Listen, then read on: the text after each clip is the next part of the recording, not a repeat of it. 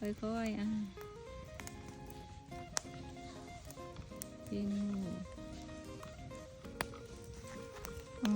ขนปิ้นปิ้นเมียก็ซื้อปิ้นผัวก็ปิ้นหมูยกเบียร์ไปนำตรงนี้มันใหญ่ยันเป็นหมูเป็นงวดนะเป็นงวด